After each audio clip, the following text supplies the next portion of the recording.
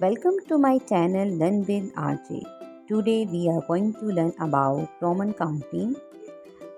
Let's start it. 1 I, 2 double I, 3 triple I, 4 IV, 5 V, 6 VI, 7 V double I, 8 V triple I, 9 IX, 10 X, 11 XI, 12 X double I, 13 X triple I, 14 XIV, 15 XV, 16 XVI,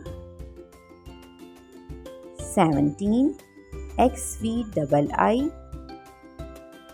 18 XV triple I, 19 XIX, 20 double X.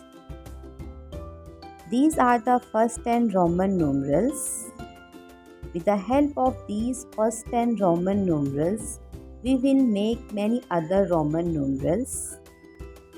If we put X from the left side of these first 10 Roman numerals, it's become the counting from 11 to 20. This is the Roman numeral chart. With the help of this chart, you can make many other Roman numerals.